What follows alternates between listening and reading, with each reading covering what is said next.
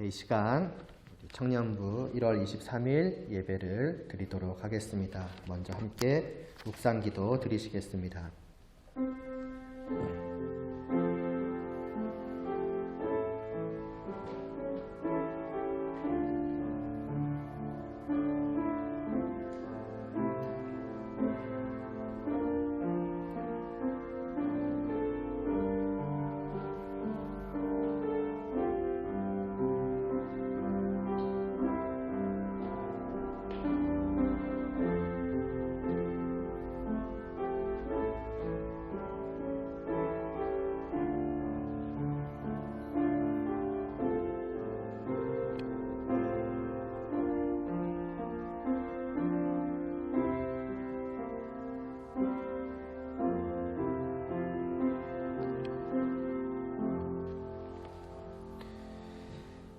찬송하리로다. 하나님 곧 우리 주 예수 그리스도의 아버지께서 그리스도 안에서 하늘에 속한 모든 신령한 복을 우리에게 주시되 아멘.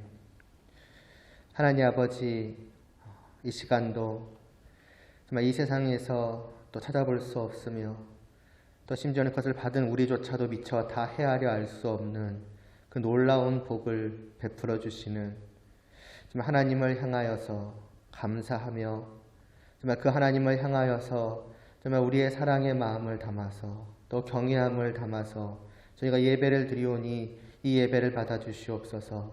저희의 그 모든 마음 속에 정말 하나님을 향한 진실된 마음만이 가득할 수 있도록 하여 주시옵시고 이 예배를 통해서 그 마음이 그 믿음이 더욱더 정말 굳건해지며 더욱더 정말 성숙해져 갈 수 있도록 은혜를 베풀어 주시옵소서. 예수님의 이름으로 기도드리옵나이다. 아멘. 함께 임내 찬양 드리시겠습니다.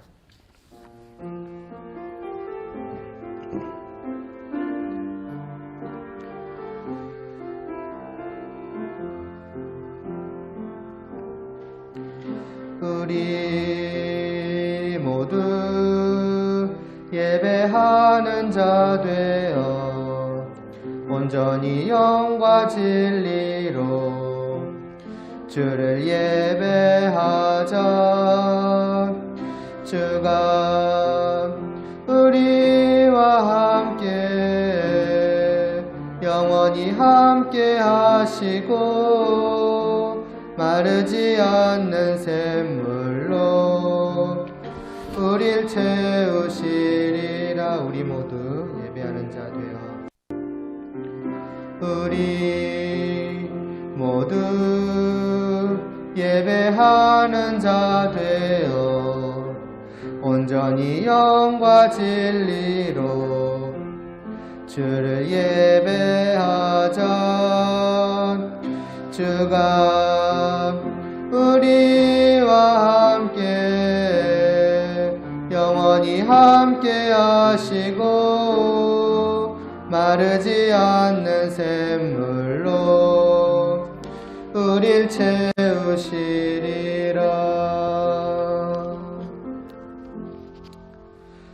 함께 사도신경 고백하시겠습니다.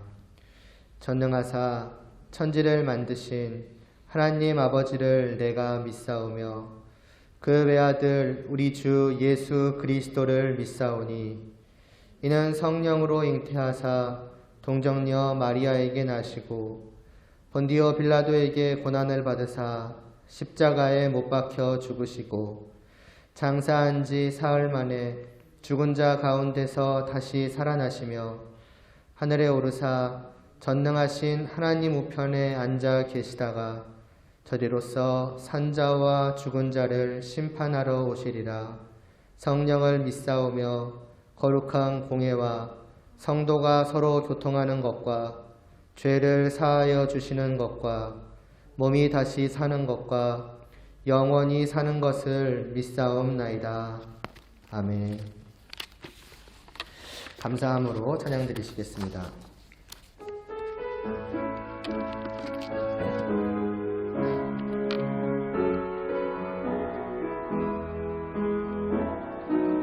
여호와를 즐거이 불러 기쁨으로 주께 나아가리. 여호와 하나님 난 주의 백성 기르시는 양이라. 여호와를 즐거이 불러 기쁨으로 주께 나아가리. 여호와 하나님 난 주의 백성 기르시는 양이라. 감사함으로 주를 높이며 그 문에 들어가서 찬송함으로 그 이름을 송축할지어다. 감사함으로 주를 높이며 그 문에 들어가서 찬송함으로 그 이름을 송축할지어다. 여호와를 즐거이 불러 여호와를 즐거이 불러 기쁨으로 주께 나아가리. 여호와 하나님 난 주의 백성 기르시는 양이라. 여호와를 즐거이 불러 기쁨으로 주께 나아가리. 여호와 하나님 난 주의 백성 기르시는 양이라. 감사함으로 주를 높이며 그 문에 들어가서 찬송함으로 그 이름을 송축할지어다. 감사함으로 주를 높이며 그 문에 들어가서 찬송함으로 그 이름을 송축할지어다. 이어서 내 영혼은 안전합니다 찬양 드리신 후에 제가 기도드리겠습니다.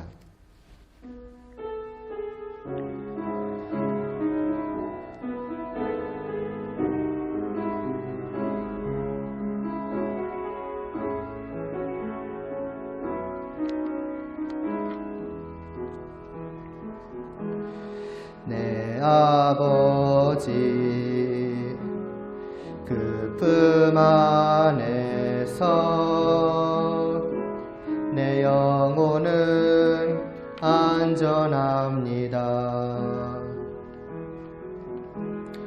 주 손길로 내 삶을 안으시니 그 평강이 나를 덮습니다. 나 비록 넘어지며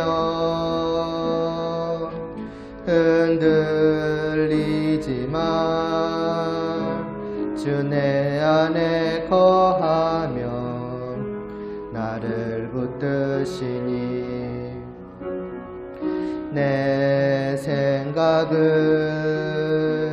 주께로 돌리고 주시는 평강의 옷을 입습니다. 주 약속 안에서 내 영혼 평안해 내 뜻보다 크신 주님의 계획 나 신뢰해 두려움 다 내려놓고 주님만 의지해 주 안에서 내 영혼 안전합니다. 한 번 더 찬양 드리시겠습니다. 내 아버지 그 품 안에서 내 영혼은 안전합니다.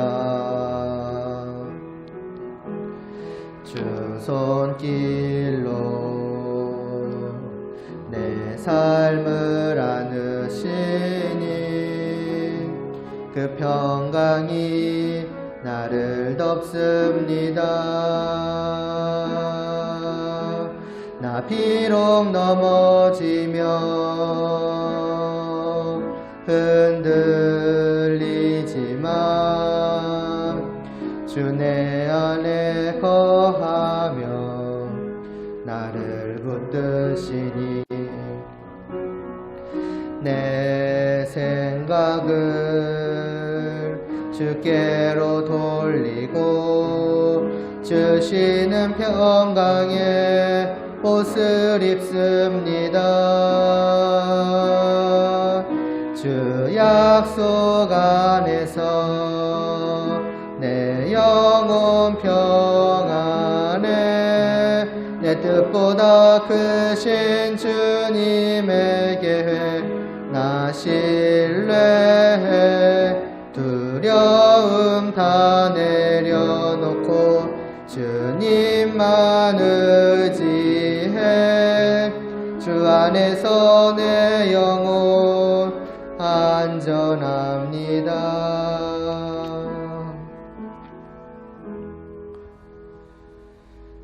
하나님 아버지, 이 시간도 은혜로 불러주신 저희들에게 또 은혜로 전하여 주시는 그 하나님의 말씀을 저희가 듣게 하여 주시옵소서. 이 말씀을 통하여서 저희에게 말씀하고자 하시는 그 모든 하나님의 뜻을 저희가 깨달아 알 수 있도록 하여 주시옵시고, 정말 하나님의 품 안에서 저희가 평안함을, 그 하나님과의 참된 평화를 온전히 정말 풍성히 계속해서 누릴 수 있도록 은혜를 베풀어 주시옵소서. 예수님의 이름으로 기도드리옵나이다. 아멘. 오늘 보실 말씀은 종이 주보에는 이제 1절부터 13절로 되어 있는데요. 1절과 13절만 보겠습니다. 아마 PPT에는 제가 고쳐놨을 거예요. 에베소서 3장 1절과 13절 두 절만 보도록 하겠습니다.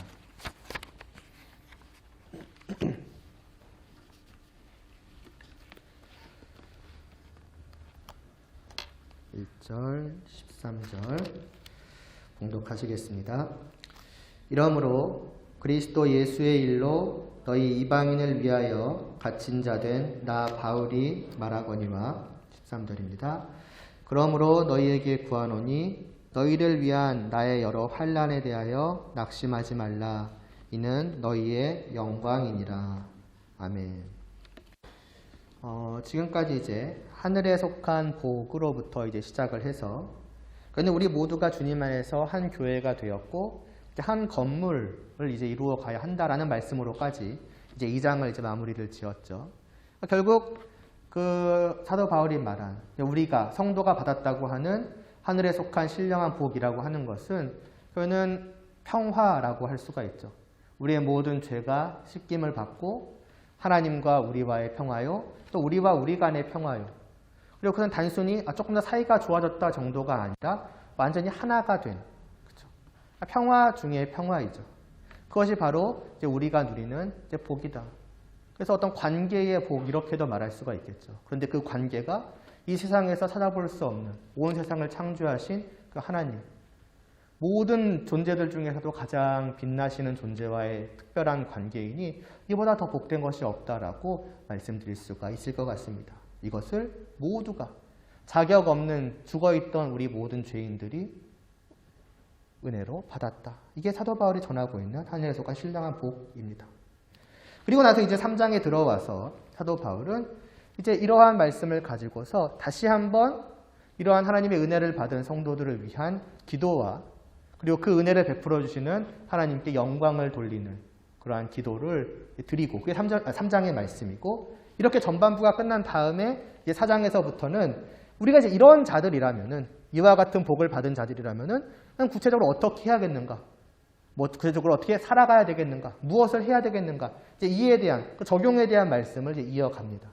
어떻게 보면 3장은 그냥 그 중간 다리와 같은 역할이라고 할 수가 있겠죠. 그래서 이제 오늘 이 3장의 오늘부터 이 3장의 말씀을 이제 보도록 하겠습니다.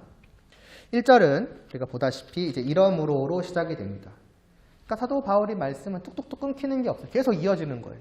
지금까지 보아왔던 것과 같은 이유로죠. 그러니까 1장과 2장의 말씀과 같은 이유로, 또한 내가 뭐라고 합니까? 3장에 보면은 나 바울이 말하거니와 이게 이제 1절 마지막에 있죠. 나 바울이 말하거니와로 이어지는데 이제 재밌는 게 이제 시작이 되는데 사실은 그 원문에는 이 말하거니와로 되어 있는 사실은 말이 없습니다. 그러니까 1절은 나 바울이 점점점인 거예요, 사실은.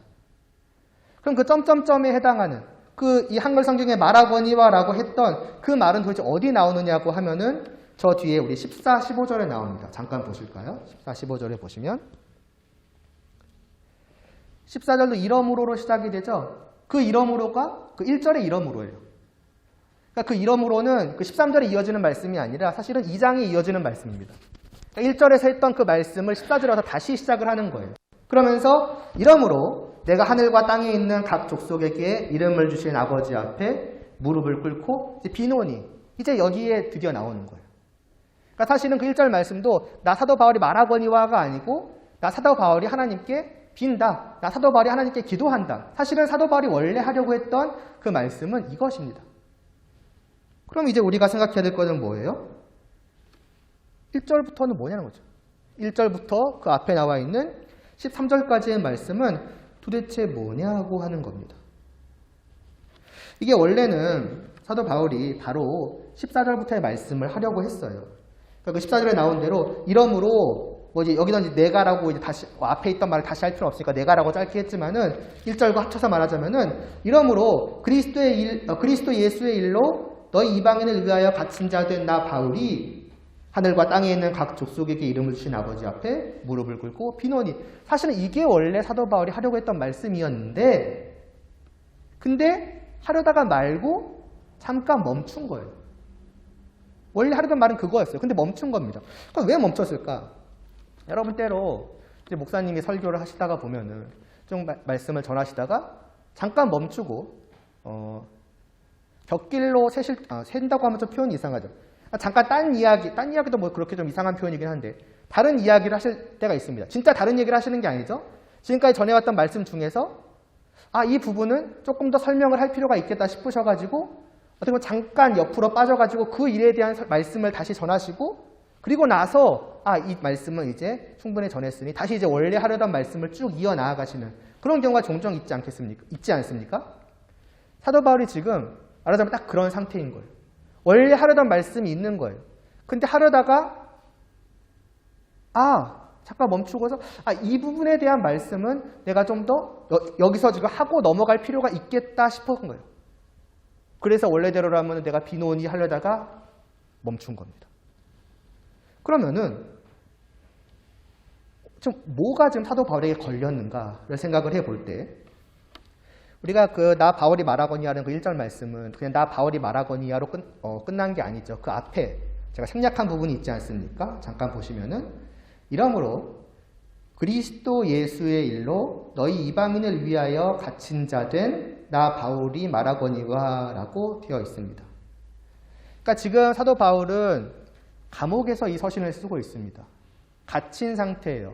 왜 갇혔는가 하면은 예수님의 복음을 이방인들을 위해서 전하다가 예수는 그리스도이시라고 이 예수님을 믿어야 구원을 얻는다고 그 말씀을 전하다가 그 일로 인해서 붙잡혀서 감옥에 갇히게 된 상황입니다. 에베소 성도들도 이러한 상황을 이미 들어서 알고 있을 거예요. 지금 사도 바울이 서신을 보냈다. 이게 지금 감옥에서 보낸 편지이다라는 것을 이미 알고 있을 겁니다. 그런데 이 서신에서는 다만 사도 바울이 여기서 직접 말하고 있을 뿐이죠. 지금까지는 이 부분에 대해서 언급을 하지 않았다가 지금 이 3장에 와가지고 내가 감옥에 갇혀있는 상황 속에서 너희를 위해서 기도한다. 그 상황을 지금 잠깐 언급을 한 거예요. 글쎄요, 바울이 어떤 의도로 여기 와서 그러니까 이 시점에서 이 말씀을 하였는지 그러니까 자기가 감옥에 갇힌 상황에 대해서 말씀을 했는지는 직접 밝히고 있지는 않으니까 정확히 알기는 어려울 것 같습니다. 그냥 추측을 해보자면은 너희도 알다시피 내가 주님의 일로 복음을 전하다가 너희를 위해서 복음을 전하다가 감옥에 갇히지 않았느냐.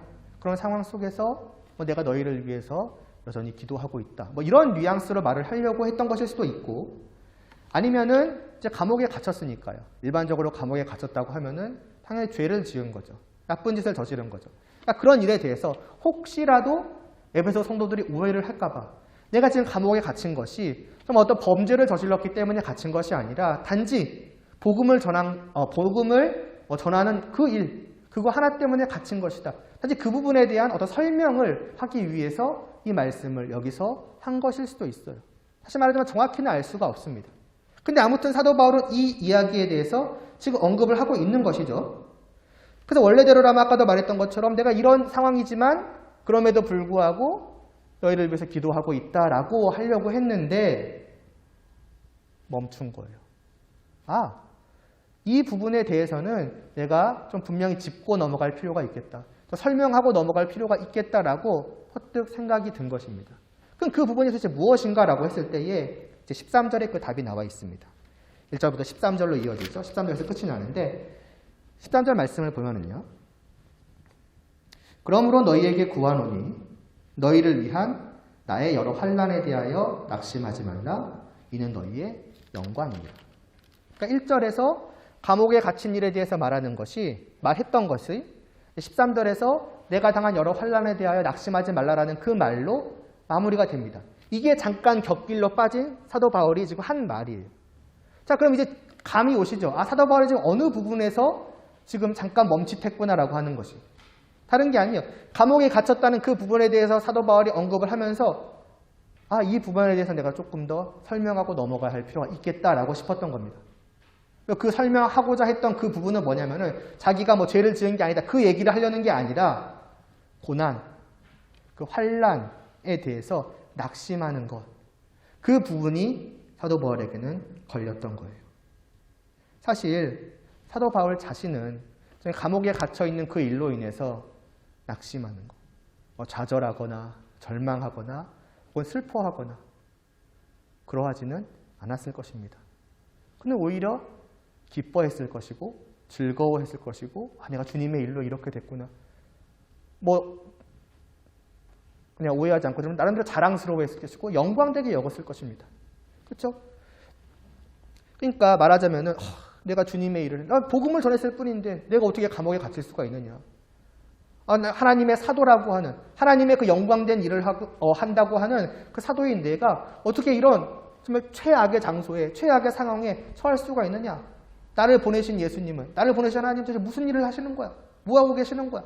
이런 식으로 사도 바울은 조금도 여기지 않았을 거란 말이죠.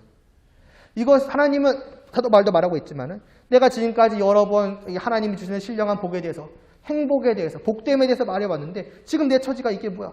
하나님은 나를 분명히 복되다고 하셨는데 이게 뭐야. 이런 식으로도 여기지 않았어요. 분명히 사도 바울은 지금 이 서신을 쓰면서 내가 이 1절 말씀 내가 지금 감옥에 갇혔다는 그 내용을 쓰면서도 이 편지니까요. 근데 어떤 괴롭고 힘들어서 막 울면서 쓰진 않았을 거란 말이에요. 같이 막 동정해달라고 너도 나를 위해서 눈물을 흘려달라고 너무 괴롭다고 그런 식으로 쓰지는 않았겠죠. 문제는 이 서신을 받는 에베소 교회, 에베소 성도들이 사도 바울은 그들을 생각을 한 겁니다. 자신은 아무렇지 않게 오히려 기쁘고 즐겁게 어떻게 보면 영광되게 이 이야기를 지금 하고 있는데 그러면서 그걸 언급하면서 저들을 위한 기도를 하려고 했는데 생각을 해보니까 에베소 성도들에게는 이 사실이 어쩌면 문제가 될 수도 있겠다라는 생각을 한 것입니다. 두 가지 정도로 생각을 해볼 수 있을 것 같아요. 하나는 말 그대로 사도 바울을 걱정하는 겁니다. 에베소 성도들이 지금 사도 바울을 직접 눈으로 보고 있는 게 아니잖아요. 사도 바울의 어떤 상황, 사도 바울의 마음, 감정을 직접 눈으로 보고 듣고 바로바로 알 수 있는 게 아니잖아요. 오늘날처럼 금방 어디를 먼 거리여도 차를 타든 뭐를 타든 금방 간다거나 아니면 핸드폰으로 영상통화를 하면서 사도 바울 잘 지내시네요. 그런 식으로 할 수 있는 상황이 아니거든요. 먼 거리를 직접 사람이 왔다 갔다 하는 이 서신을 통해서밖에 주고받지 못하는 거예요. 그들의 상황을. 그러니까 사도 바울이 직접 언급하지 않는 이상은 사도 바울의 마음이라든가 감정이라든가 이런 것들을 느끼기가 쉽지가 않습니다. 다만 사도 바울의 상황만 알 뿐이죠. 사도 바울이 감옥에 갇혔다더라. 고통을 받고 있다더라. 걱정되죠. 그렇지 않겠습니까? 정말로 사도 바울을 사도 바울을 목회자로서 좋아했던 사람들, 이 교회들이라면은 더욱더 그러했을 겁니다. 그래서 2장까지의 말씀을 들으면서도 계속 그 생각만 하고 있을지 몰라요. 지금 사도 바울이 이 말씀을 쓰고 있는 상황도 지금 감옥에 갇혀 있는 상황인데 라고 하면서 한편으로는 걱정하면서 야, 사도 바울 이 상황 속에서도 복에 대해서 말하는구나.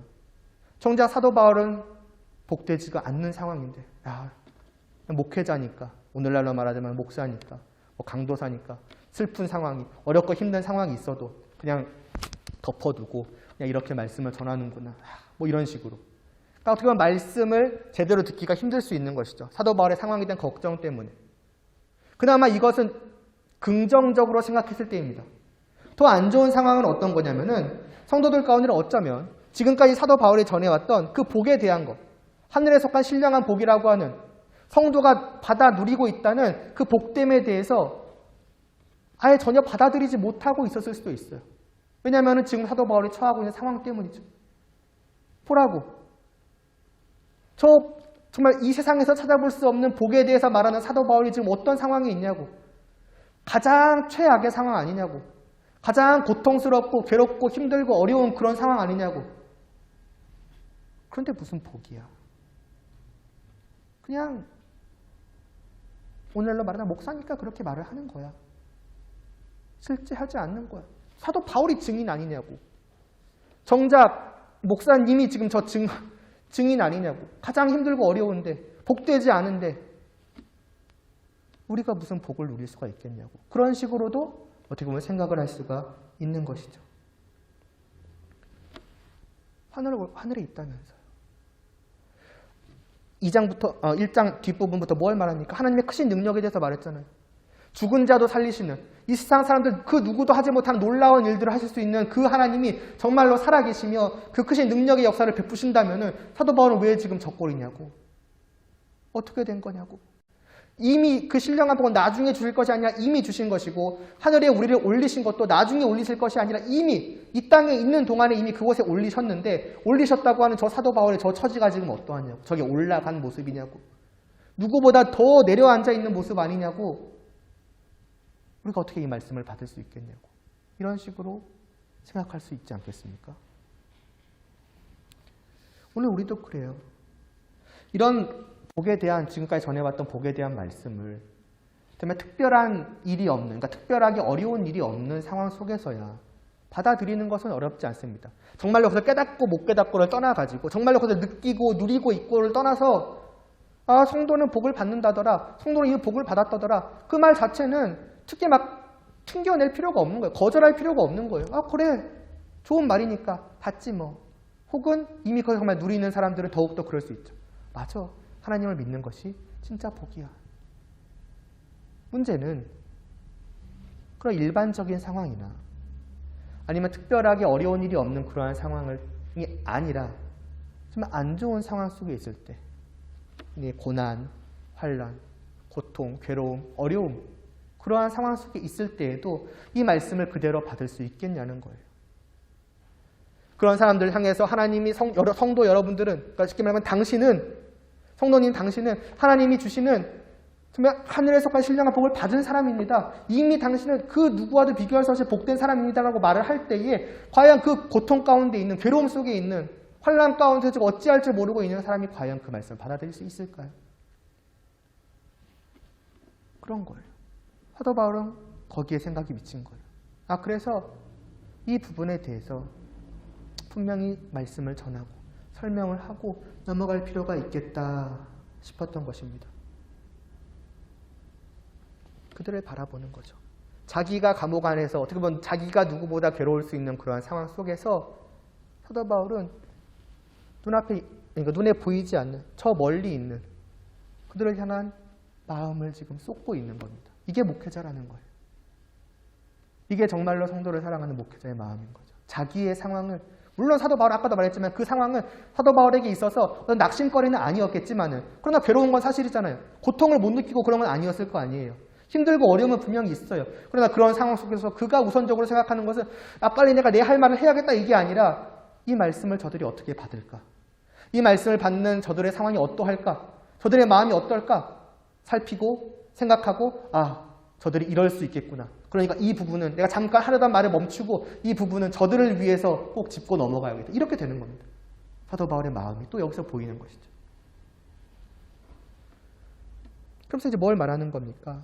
자기가 이제 경험하고 있는 것처럼 성도의 삶이라고 하는 것에는, 그러니까 하늘에 속한 신령한 복을 하나님께 받아 누린다는 그 성도의 삶이라고 하는 것에는, 그러나 고난이나 환난이나 그런 괴로움이나 고통이나 슬픔이나 이러한 것들이 없는 것이 아니다라는 말씀을 이제 하려는 겁니다. 우리를 긍휼히 여기셔서 그 크신 능력으로 우리를 다시 살리시고 우리와 함께 하시는 그 하나님께서는, 그러나 때로는 우리를 그 상황 속에 하나님의 뜻에 의해서 두시기도 하신다는 것이죠. 그러나 그것이 우리를 버리신다는 것도 아니며, 그것이 우리가 복되지 않다는, 마치 복을 빼앗긴 것처럼, 복을 잠시 떨어뜨린 것처럼 그런 것을 의미하는 것도 아니다. 그러므로 그와 같은 환난에 대하여서 낙심할 것이 없다. 사도 바울은 이 말씀을 하고자 하는 겁니다. 물론 사도 바울은 그 13절에서 저들의 환난에 대해서 말하는 건 아니에요. 너희가 지금 어렵고 힘들고 괴롭다고 참고 견뎌 괜찮은 거야, 그런 말을 하는 것이 아닙니다. 사도 바울 자신에 대한 얘기를 하는 거죠. 나의 환난, 내가 겪고 있는 그 환난에 대해서 여러분들이 때로는 낙심할지 모릅니다. 나를 보고서. 그러나 여러분, 저의 일로 인해서 낙심하지 마십시오. 그 말을 하는 거죠. 자기의 말을 하는 거예요. 그러나 결국 무엇에 대해서까지 말하려고 하는 거겠습니까? 그걸 통해서. 그들 각자에 대해서까지도 돌아보게 하는 거예요. 제가 이와 같은 것처럼 여러분들 또한 여러분들의 환난이나 고난이나 슬픔이나 괴로움에 대해서 낙심하지 마십시오. 그것으로 인해서 여러분들의 믿음이 흔들리지 마십시오. 마치 여러분이 복되지 않은 것 마냥, 하나님이 주시는 복에 대한 그 모든 것이 마치 거짓인 것 마냥, 허상인 것 마냥 여기지 마십시오. 그러한 것이 아닙니다. 사도 바울은 그 말씀을 하기 위해서 지금 13절까지의 말씀을 쭉 이어가고 있는 것입니다. 지금 바울은 상상 속의 이야기를 하고 있는 것이 아니죠. 바울 자신이 평안한 상태에서, 여러분 고난은 아무것도 아니에요. 그런 거 견뎌내야죠. 성도신데. 하나님이 복 주시는데 왜 그런 걸로 슬퍼하십니까? 그런 얘기를 하는 게 아니죠. 누구보다 가장 괴롭고 슬픈 그 사도 바울이 자기가 직접 그렇게 느끼고 있는 거예요. 이것은 낙심할 거리가 아니라고.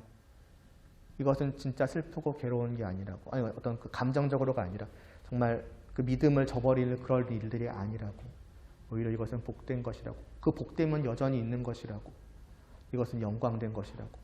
사도 바울이 자기의 지금 경험을 가지고 이야기를 하는 겁니다. 그러므로 여러분, 우리가 이 말씀을 인간적으로 생각해봐도 받을만 하지 않겠습니까? 때로는 여러분들의 닥치는 그러한 고난들에 대해서, 그러니까 만약에 제가, 그러니까 사도 바울이 하는 말을 전하는 게 아니라 제가 이런 말을 한다면은 어쩌면 그런 거일 수 있어요. 온전히 다 공감하지 못하는 거죠. 여러분들이 경험하는 그 괴로움과 그 괴로움이 여러분들에게 얼마나 깊은지, 얼마나 큰지, 그런 것들을 물론 제가 최대한 그에 맞게 어떻게 공감하려고 하겠지만은 어떻게 제가 그만큼 온전히 다 알 수 있겠습니까? 그 괴로움과 슬픔, 그 깊이만큼 제가 어떻게 들어갈 수 있겠어요? 능력적으로 안 되는 거죠. 그러니까 제가 하는 말이면은 여러분들은 어쩌면 그런 상황 속에서 그냥 그렇게 들을 수 있어요. 목사님이니까, 그냥 강도사님이니까 이렇게 말할 수도 있고, 아니면 내가 얼마나 괴로운지 잘 알지도 못하시면서 그런 식으로 말한다라고 생각하실 수도 있습니다. 물론 대놓고 말하지는 않겠지만. 그러나 이건 제 말이 아니에요. 물론 저도 무작정 그런 식으로 말하지는 않겠죠. 그냥 괜찮다고, 참고 견디시라고 그런 식으로 말하지도 않겠지만은, 그러나 이건 사도 바울이 한 말이에요. 직접 경험 속에 있는, 가장 감옥에 갇힌 것보다 사실 우리에게 더 큰 고난은 찾기 쉽지가 않을 겁니다. 정말 최악의 상황이라고 할 만한 그런 상황이에요. 그 상황 속에 있는 사도 바울이 이것은 낙심할 거리가 아니라고 말씀하고 있다면 받을 만한 말씀이 아니겠습니까? 우리의 모든 상황 속에 똑같이 적용할 수 있는 말씀이 아니겠습니까? 내가 고난 속에서 낙심하지 말았지. 왜 그 바울이 그와 같이 말했습니까? 그가 그랬다면은 어쩌면 그것보다 더 못할 수 있는, 그냥 좀 심각해도 상관없어요. 본질적으로는 같은 고난이니까. 그러나 나 역시도 낙심하지 않을 수 있지 않을까. 이 이야기가 곧 나의 이야기가 아닐까. 이렇게 받을 수 있지 않겠습니까? 귀 기울일 필요가 있는 거예요. 다음 시간에 이제 1절부터 13절의 말씀을 좀 더 자세히 보면서 바울은 자신이 당한 이 고난을 어떤 식으로 받아들였는가를 우리가 좀 생각을 해보도록 하겠고, 마지막으로 좀 두 가지만 이 부분에 대해서 좀 짚고 넘어가겠습니다. 오늘 드린 말씀과 관련해서 첫째로는 복과 고난, 그러니까 환난, 고난과의 그 관계에 대해서요. 이 복은 우리가 처음에 아예 대놓고 말을 했지만은 하늘에 속한 신령한 복, 그러니까 영적인 복입니다. 눈에 보이는 어떤 우리의 손으로 만질 수 있는 흔히 말해서 물질적인 그 어떠한 것이 아니라는 거예요. 그리고 그 영적인 복의 핵심은 아까도 말했지만 하나님과의 관계이죠. 하나님을 사랑을 받게 되었고 그 하나님을 사랑할 수 있게 되었고, 그리고 우리 서로와도 마찬가지지만 그것입니다. 무엇을 말하고자 하느냐? 그 영적인 복이 반드시 그 물질적인 그 무엇으로 연결되는 것은 아니라고 하는 거예요. 우리는 흔히 복하면은 어쩔 수 없을지 모르겠지만은 그냥 어떤 물질적인, 별로 저는 축복이라는 말을 굳이 써야 되나 싶기는 한데 그것과 자꾸 연결을 시켜요. 아, 하나님이 나에게 복 주신다고? 그럼 당연히 내가 어떻게 보면 잘 살 수 있게 되겠지. 내가 물질적으로 좀 나아지게 되겠지. 환경이 어떻게 바뀌게 되겠지. 좀 극단적으로 말하는 모든 사고는 다 나를 피해갈 수 있겠지. 어떤 그런 식으로 물질적인 무엇가로 연결해서 생각하기가 쉽습니다. 그러나 반드시 그렇지 않다는 거죠. 물론 하나님께서 그러한 것을 주실 때도 있어요. 그러나 그것은 그 물질적인 그게 핵심이 아니에요. 핵심은 언제나 하나님과의 관계, 하나님과 내가 서로 사랑하는 관계가 되었다는 그게 영적인 복의 핵심입니다. 사실 이것은 사이드고 있어도 되고 없어도 되는 거예요. 왜 이야기를 드리느냐? 우리의 환난과 고난도 마찬가지인 거죠. 우리가 어떠한 고난, 불행, 무언가를 당하고 있을 때 그것을 왜 하나님과의 관계가 깨진 것처럼 생각하시냐는 거죠. 그렇지 않다는 거예요. 이 관계 속에서 이 물질적인 복이 있을 수도 있고 없을 수도 있는 것처럼 그 고난 역시도 비슷합니다. 있을 수도 있고 없을 수도 있는 거예요. 이 모든 것은, 이쪽에 있는 이 모든 것은 하나님과의 그 관계라고 하는 신령한 복을 받은 자들에게 하나님께서 자신의 뜻대로 주시기도 하시고 안 주시기도 하시는 거예요. 그 상황 속에 두시기도 하시고 안 두시기도 하시는 거예요. 그 다시 말하면 이것이 있든 없든지 간에 이것은 흔들리지 않는다는 겁니다. 이것이 바뀌는 게 아니라는 거예요. 근데 우리는 이것이 흔들리면 이것도 바뀐다고 생각을 하죠. 아, 물질적인 복이 사라지면 하나님이 나를 축복하지 않으시나 보다라고 바로 이어집니다. 물질적인 어떤 괴로움, 고통, 환난 속에 있으면 아, 하나님이 나를 불행하게 만드셨구나라고 생각을 하세요. 복과 불행의 핵심은 다시 말하자면 하나님과의 관계입니다. 이것은 절대로 흔들리지가 않습니다. 그리고 심지어 이것조차도 하나님께서 심심해서 아무렇게나 왔다 갔다 그냥 이렇게도 해보고 저렇게도 해볼까? 그러시는 게 아니죠. 하나님이 선하시고 지혜로우신 뜻과 계획 속에서 우리는 다 알지 못하지만 분명히 이 모든 것은 하나님의 계획 속에 있는 거예요. 때로는 그게 이 땅에 있는 동안에 드러나기도 하고 내가 알게 되기도 하고 때로는 마지막 날에 가서 알게 되기도 하겠죠. 그러나 분명한 것은 그 모든 상황은 하나님께서 여전히 나를 사랑하시는 가운데에서 두신다는 겁니다. 그렇기 때문에 뭐냐면 낙심할 필요가 없다는 거예요. 필요가 없다라고 말하면 좀 그런 거예요. 낙심하지 않을 수 있다는 겁니다. 그것 때문에 내가 받은 진짜 복이 흔들린 것 마냥 나의 믿음이 흔들릴 필요가 없다는 거예요. 하나님은 복을 주셨다고 하는데 하나님은 크신 능력이라고 하는데 왜 나를 이렇게 두시냐고. 그럴 필요가 없다는 거죠. 두 번째로 낙심하지 말라라고 해도 이게 어떤 그 상황들의 반응으로서 나오는 감정들이 없을 필요가 없다. 이 말은 아닙니다. 무슨 말이냐면은 예를 들어 사도 바울이 매를 맞아요. 낙심하지 말라라는 그 말이 매를 맞아도 아프지 말라 그 얘기가 아니잖아요. 힘들지 말라 그런 얘기가 아니잖아요. 슬픈 일을 경험해도 울지 말라 이런 얘기하는 게 아니잖아요. 이 낙심은 결국 하나님에 대한 믿음의 문제 아니겠습니까? 하나님에 대한 믿음, 하나님과의 관계로 인한 그 좌절, 절망 이런 거지 그 상황들에 대한 그 반응 그것마저도 없을 수 없다 그 얘기하는 건 아니죠. 그러니까 너 낙심하지 말라 그랬어. 야 울지 마. 야 슬퍼하지 마. 괴로워하지 마. 이거는 감정이 없는 로봇이죠. 어떻게 보면 인간이 아닌 거죠. 그것과 이것이 똑같지 않다라는 것을 여러분이 생각하실 필요가 있습니다. 그래서 낙심하지 말라 그랬으니까 아무렇지 않게 툭툭 던지는 것은 여러분이 삼가셔야 되고 또 스스로도 낙심하지 말라 그랬으니까 슬프지만 안 울어야지. 무조건 웃어야 되는 것이 성도이지. 그런 것은 아니라는 것. 우리의 기본적인 감정은 늘 자연스럽게 나오는 것이 인간의 모습 아니겠습니까? 그것이 나쁜 것이 아니니까. 자연스러운 것이니까. 그 부분에 대해서 말씀하는 것은 아니라는 것. 두 가지 정도는 먼저 오늘 말씀을 통해서 좀 짚고 넘어가는 것이 좋겠다 싶어서 전했습니다. 다음 시간에 좀 더 자세하게 자세하게도 아마 통으로 한꺼번에 볼 겁니다. 이미 사실은 이 1절부터 13절까지의 말씀도 지금까지 보아왔던 말씀 속에 있던 그 내용을 사도 바울이 조금 더 설명하고 있는 것이기 때문에 다음 주는 정말 흔치 않게 좀 1절부터 13절까지 긴 말씀을 좀 한꺼번에 보도록 하겠습니다. 기도드리겠습니다. 하나님 아버지, 사도 바울이 오늘도 정말 성도들을 향한 지극한 그 사랑으로 정작 감옥에 갇힌 것은 자신임에도 불구하고 저들을 위해 또 하려던 말씀을 또 잠깐 멈추고 또 전하는 말씀을 우리가 보게 됩니다. 이 사도 바울의 그 목회자로서의 정말 성도를 사랑하는 그 지극한 마음을 저희가 느끼게 하여 주시옵시고 받게 하여 주시옵시고 그가 그 전하는 이 말씀을 저희도 온전히 다 받아들일 수 있도록 하여 주시옵소서. 우리의 삶 속에서도 고난이, 환난이 우리를 덮칠 것입니다. 하나님의 뜻 가운데에서 우리가 그러한 상황 속에 있을 때가 있을 것입니다.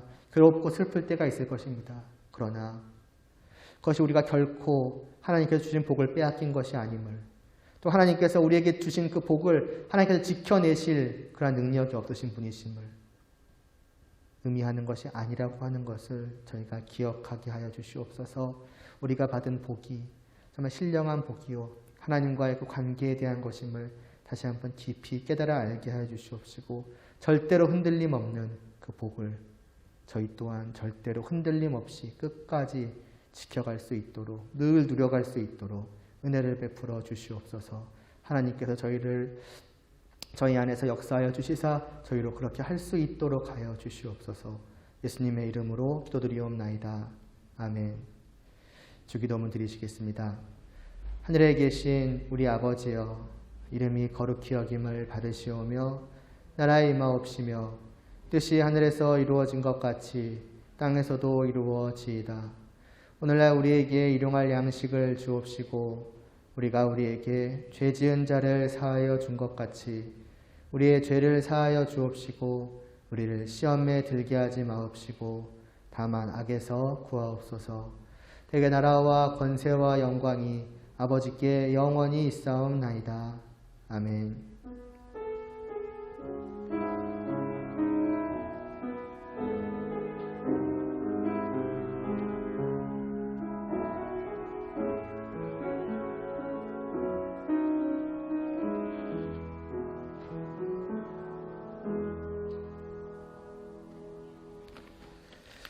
네, 오늘은 뭐 특별한 광고는 없습니다. 한 주간도들 하나님과 함께하는 그 복을 그냥 누려가시기를 바라고 다음 주에도 부디 또 모여서 얼굴 좀 보면서 함께 예배드리는 그것만을 바랄 뿐입니다. 네, 예배 마치겠습니다.